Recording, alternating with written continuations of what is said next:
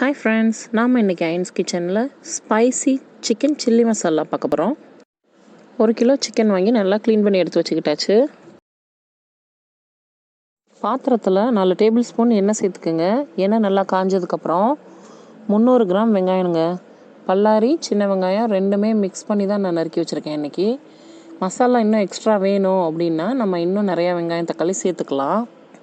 இப்போ நம்ம இந்த வெங்காயத்தை இதில் ஆட் பண்ணிடலாம். வெங்காயம் நல்லா வதங்கி வந்துடுச்சுங்க. இந்த டைமில் நம்ம இப்போவே தக்காளி 2 பழம் நறுக்கி வச்சுருக்கேன், அதை சேர்த்துக்கலாம். இதோட 3 பச்சை மிளகாய் சேர்த்துக்குங்க. சேர்த்துட்டு நல்லா 3/4 பதம் வேகிற அளவுக்கு நல்லா வதக்குங்க. தக்காளி 3/4 பதம் வெந்ததுக்கப்புறம் இஞ்சி பூண்டு 3 டேபிள் ஸ்பூன் சேர்த்துக்கலாம்.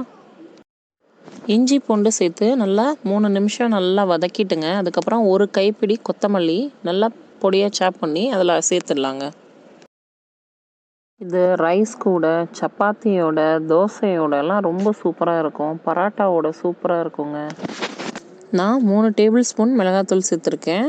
நீங்கள் வேணும்னா இன்னும் 1 டேபிள் ஸ்பூன் எக்ஸ்ட்ரா சேர்த்துக்கலாங்க. நல்லா காரமாக வேணும்னு நினச்சிங்கன்னா. இதுவே நல்லா ஸ்பைசியாக தான் இருக்கும்.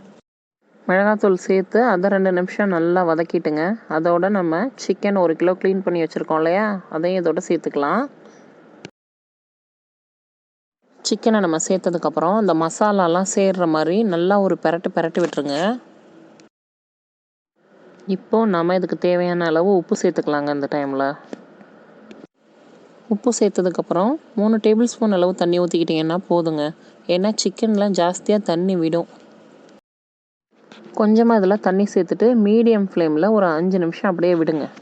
இப்போ பார்த்தீங்களா, இதுலையே இப்போவே தண்ணி விட ஆரம்பிச்சிருச்சு. நம்ம இந்த கண்டிஷனில் நல்லா சிம்மில் வச்சுட்டு மூடி வச்சிடலாங்க. அதுக்கப்புறம் 1/4 மணி நேரம் கழித்து ஓப்பன் பண்ணி பார்த்துக்கலாம்.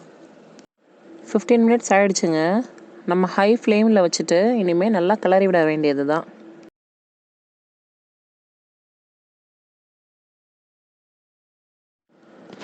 தண்ணிலாம் ஓரளவுக்கு நல்லா வற்றி வரும் இல்லைங்களா, இந்த ஸ்டேஜில் நம்ம கருவேப்பிலை சேர்த்துக்கலாம். கருவேப்பிலை சேர்த்துட்டுங்க நல்லா ஹை ஃப்ளேம்லேயே 3-4 நிமிஷம் நல்லா அப்படியே வதக்கி இறக்கிடுங்க. இப்போ நம்மளோட spicy chicken chilli masala ready. மறக்காம